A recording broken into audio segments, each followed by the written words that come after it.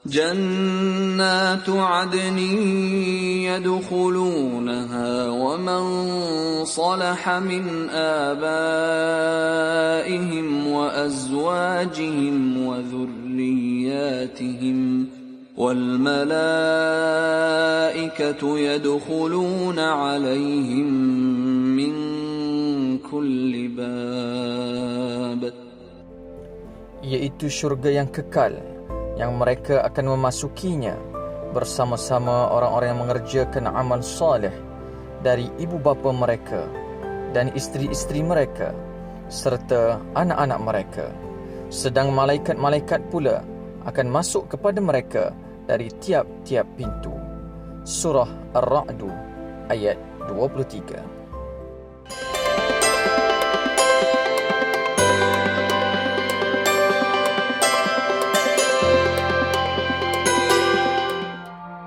Assalamualaikum warahmatullahi wabarakatuh. Anda sedang menonton Jejak Inspirasi Wanita bersama saya Nabihah Basri. Ungkapan tangan yang menghayun buayan mampu menggoncang dunia adalah satu gambaran bahawa kuatnya pengaruh seorang ibu terhadap perkembangan dan pendidikan anak-anaknya. Ketika peringkat awal umur kanak-kanak, perkembangan dan pembelajaran sama ada dari segi mental, emosi dan sosial adalah sangat getir. Justru menjadi tanggungjawab ibu yang merupakan tulang belakang kepada suami untuk memberi sepenuh masa, bimbingan dan perhatian yang sewajarnya kepada anak-anak mereka sebagai pelaburan. Sabda Nabi SAW, "Wal mar'atu ra'iyatun ala baiti zawjiha wa waladi." Seorang wanita itu adalah pemimpin dalam rumah suaminya dan anak-anak. Hadis riwayat Bukhari. Untuk itu, jom kita ikuti kisah inspirasi seorang wanita yang berpendidikan tinggi akan tetapi memilih untuk berada di rumah sebagai suri rumah tangga yang berwawasan. Ikuti kisah Puan Mazidah Muhammad.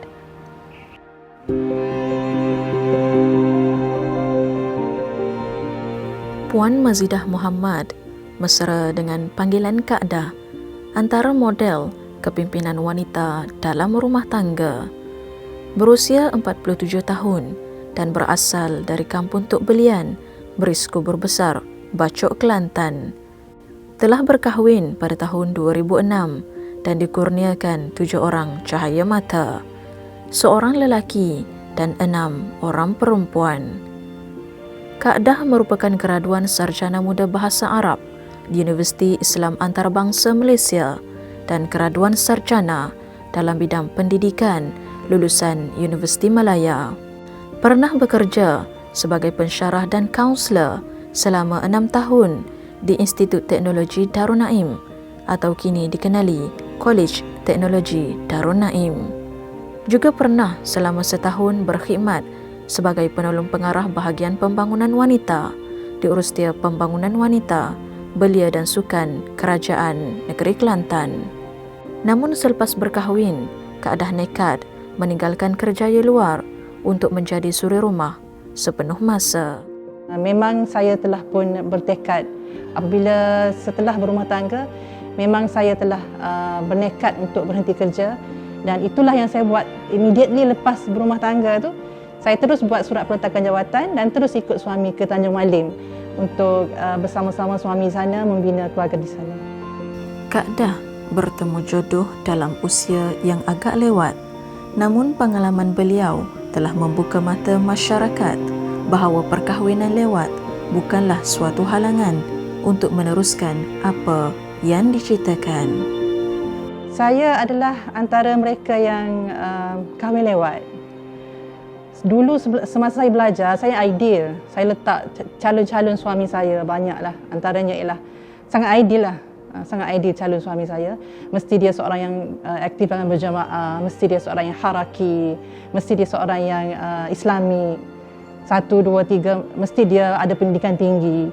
Tapi bila lama kelamaan, saya tunggu jodoh tak sampai. Tak ada jodoh lagi. Sampai usia 30 tahun, sampai usia 31 tahun, saya mula melihat secara lebih realistik lah. Saya cuba membuang balik kriteria 1, 2, 3 tu cuba ubah suai balik.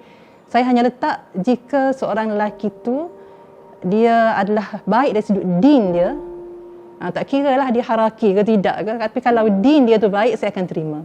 Tak kira pekerjaan dia apa, tak kira tahap pendidikan dia apa. Dalam konteks kepimpinan, saya memang menyedari dari awal lagi Puan Mazidah ni memang mempunyai bakat kepimpinan. Dia memang aktif di peringkat sekolah, di peringkat universiti dan juga semasa kami sama-sama bekerja di Institut Teknologi Darul Naim. Saya dapat lihatlah bagaimana beliau ni boleh memposisikan dirinya sebagai seorang pemimpin di kalangan rakan-rakan beliau. Walau bagaimanapun, ciri yang ada kepimpinan ini tidaklah menjadi kriteria utama saya dalam pemilihan sebagai seorang pasangan hidup. Yang lebih dipentingkan ialah kepimpinan beliau dalam konteks pendidikan.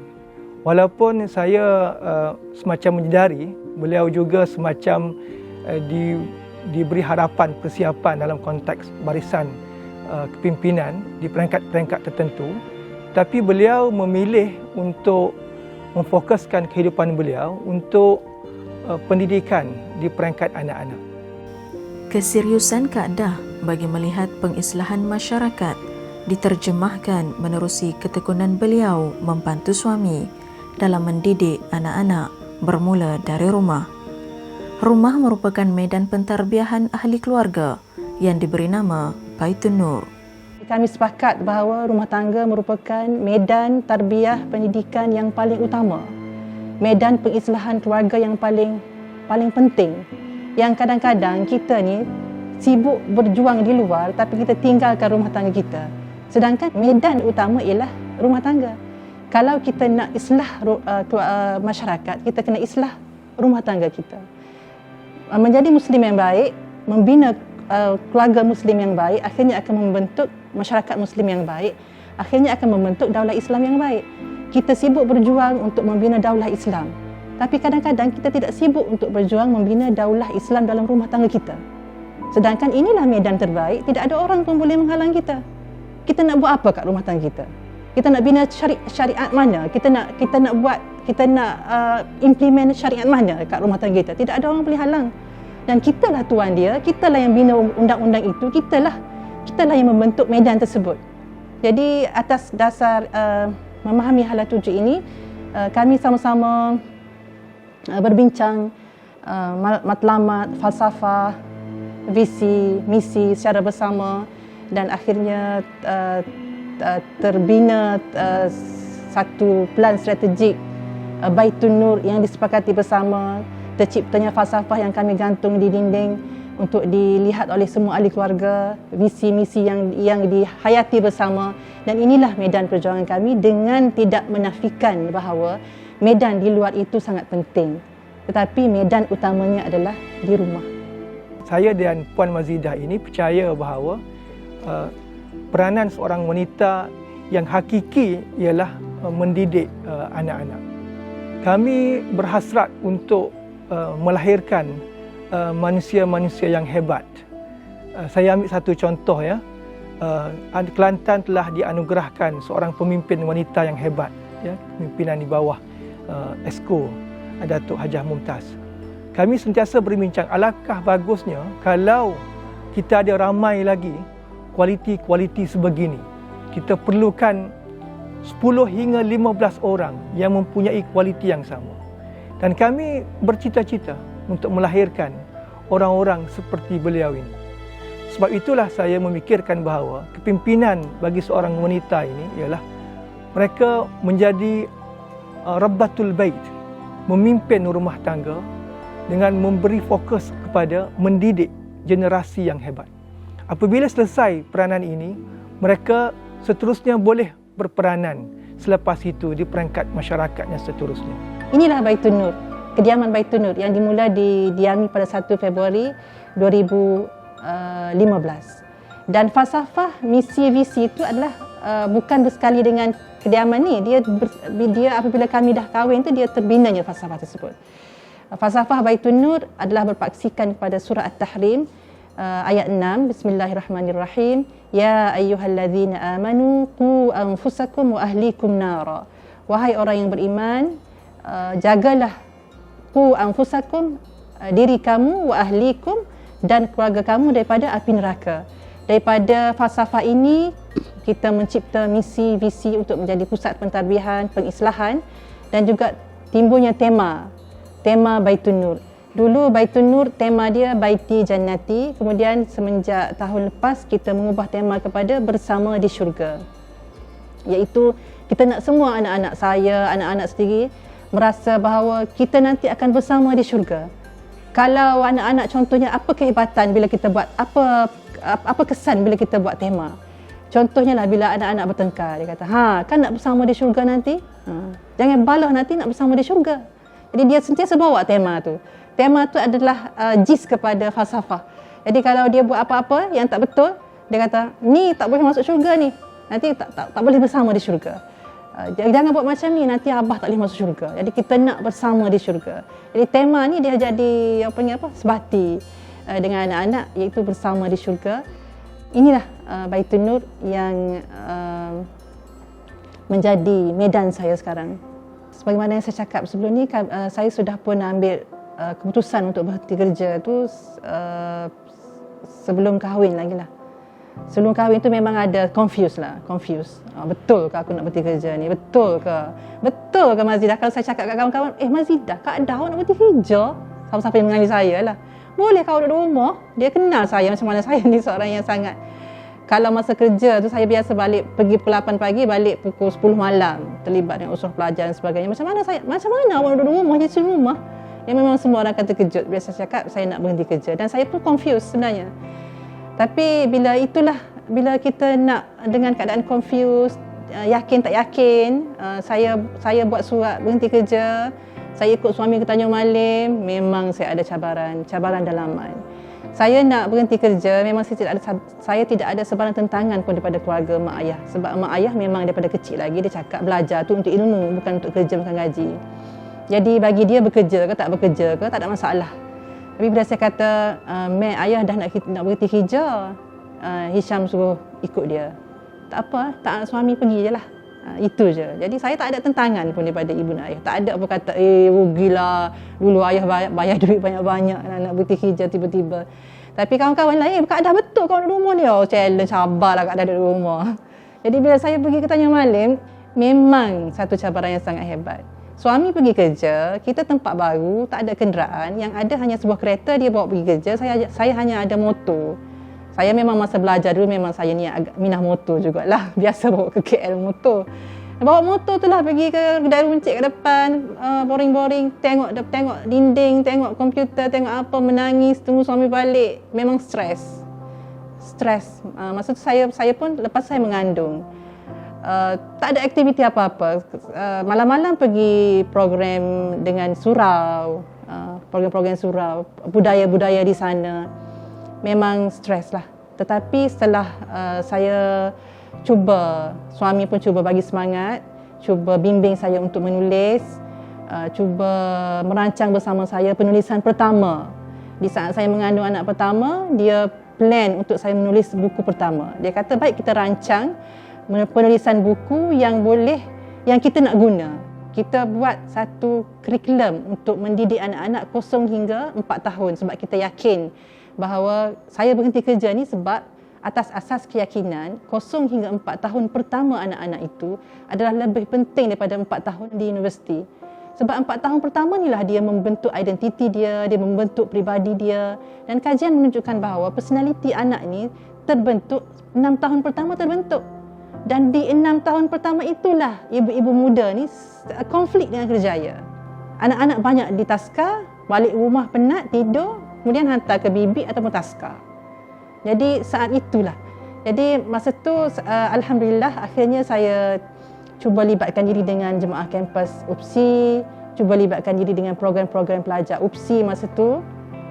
Jadi agak terisi, dan akhirnya bila boleh pulang ke Kelantan, alhamdulillah saya dilibatkan semula dengan tempat kerja lama saya, iaitu sekarang ni di bawah YB Datuk Mumtaz. Beliau masih panggil saya untuk turut terlibat dalam program-program urus dia pembangunan wanita Kerajaan Negeri Kelantan. Di samping menjadi suri rumah, Kak Dah turut memberi tumpuan kepada aktiviti penulisan, perundingan dan penyampaian ceramah motivasi keibubapaan dan kekeluargaan. Sesuai dengan kepakaran dalam bidang pendidikan kanak-kanak dan keibubapaan, Kak Dah turut terlibat sebagai perunding dasar dan program pembangunan wanita dan kekeluargaan melalui UKEWA Negeri Kelantan. Jadi Alhamdulillah, walaupun saya suri rumah, saya masih lagi dipanggil untuk menggubal dasar-dasar kerajaan, dasar keluarga mawaddah, dasar kanak-kanak fitrah, dasar warga emas, dasar berkebajikan, gagasan wanita solehah. Kadang-kadang bila pergi program, orang tanya, awak puan daripada institusi mana? Saya tak ada daripada institusi mana, saya suri rumah. Jadi orang pun susah nak cari daripada institusi mana saya mewakili. Sebab saya seorang suri rumah tapi adalah penggubal dasar. Saya bukan nak membangga diri, tidak. Tetapi sebenarnya walaupun kita duduk di rumah, tapi kalau kita ada ilmu, kita buat keputusan itu dengan ilmu, kita buat sesuatu itu dengan ilmu yang ada, kita akan dapat bina diri kita. Yakin dengan diri kita. Kita kena yakin dengan diri kita, kita kena cuba ubah masalah-masalah itu kepada potensi-potensi yang boleh membina diri kita. Cabaran-cabaran itu kepada satu peluang yang boleh membina diri kita, kan? Kita duduk di rumah ada masa. Jadi kami rancang buat buku. Alhamdulillah saya dapat menerbitkan buku bersama dengan suami. Itulah halangan saya adalah banyak kepada halangan dalaman, tidak kepada halangan luaran. Kalau halangan luaran, orang-orang kampung pun biasa tanyalah, Allah, dah ngaji tinggi-tinggi akhirnya duduk di rumah. Sayanya ilmu ngaji tinggi atau duduk di rumah. So saya ignore je lah. Sebab bagi saya ilmu itu tak semestinya kita bekerja. Walaupun kita bekerja jadi cikgu, tapi kalau kita tak kongsi dengan masyarakat pun tidak berkembang juga. Walaupun saya seorang suri rumah, saya ada ilmu tapi saya tak bekerja, tapi saya kongsi dengan masyarakat melalui penulisan, kadang-kadang melalui program-program di masjid, memberi kuliah-kuliah dan sebagainya. Jadi tidak timbul isu seorang suri rumah itu terperap di rumah dan ilmu dia tu terbiar begitu sahaja, tak timbul. Cuma bagi mereka yang nak menjadi suri rumah, anda perlu faham bahawa memang akan ada cabaran dalaman dalam diri kita nanti. Saya sebagai suami memang tidak pernah menghalang beliau untuk terlibat secara aktif dengan apa-apa saja kerja yang diberikan dalam konteks kepimpinan. Bahkan saya telah menyediakan satu tempat yang dianggap kondusif di rumah untuk beliau buat kerja-kerja yang saya rasa terus menggilap potensi kepimpinan beliau.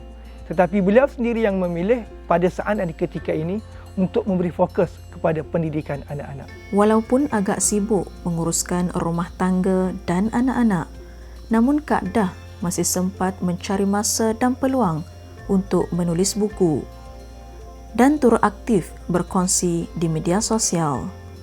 Selepas berumah tangga memang masa sangat terhad.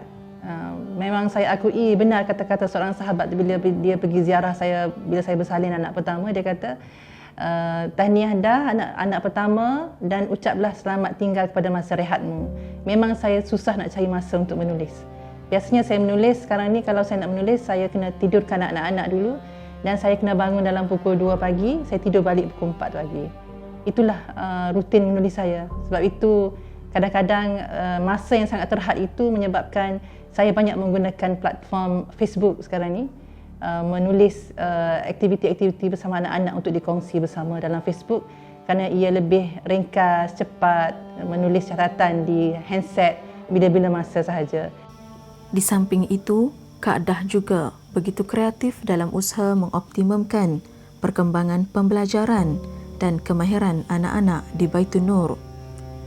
Peluang membuat sesuatu keputusan adakala diberikan kepada anak-anak, sekaligus kini telah mendorong penubuhan sebuah organisasi kecil iaitu Mesyuarat Adik-Beradik atau singkatannya MAB.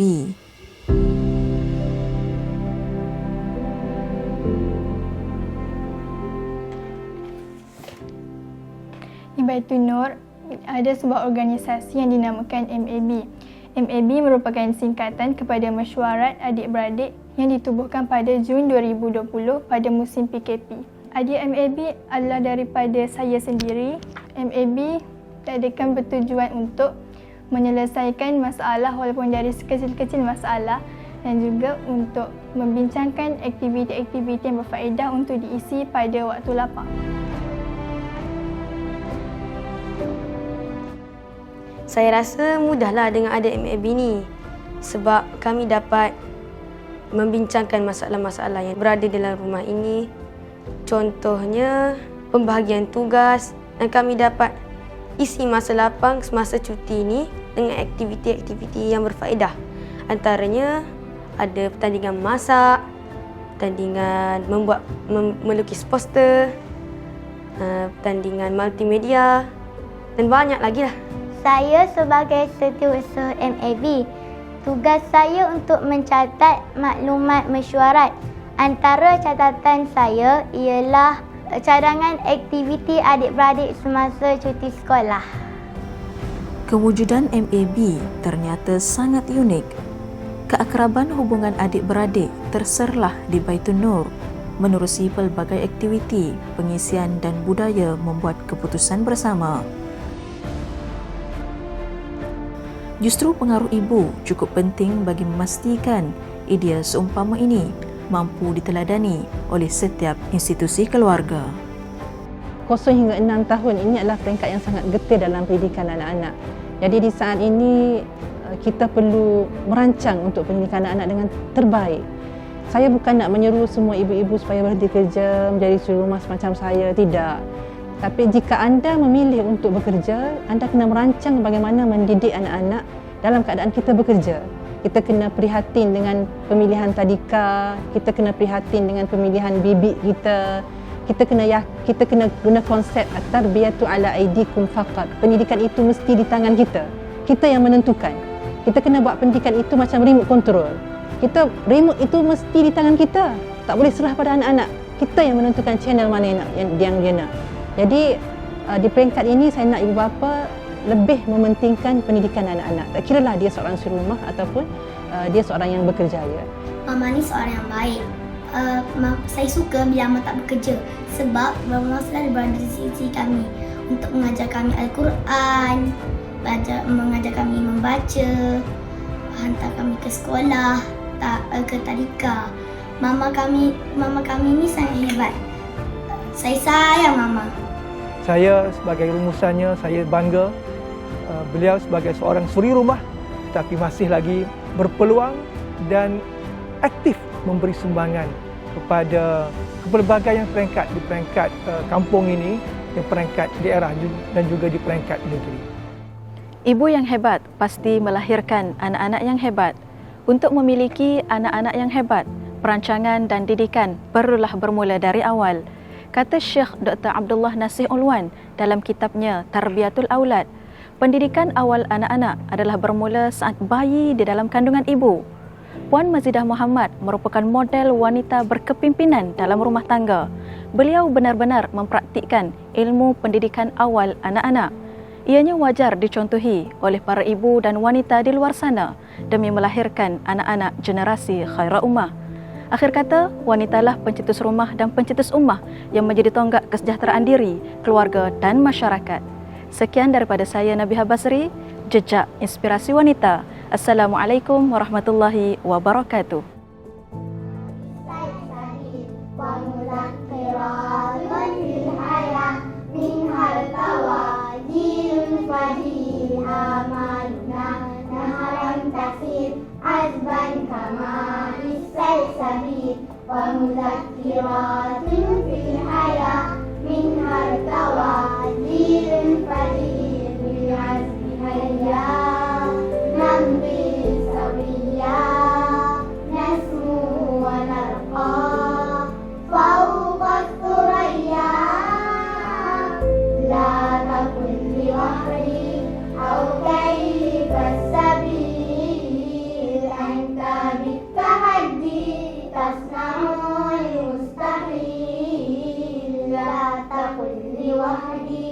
أو كيف السبيل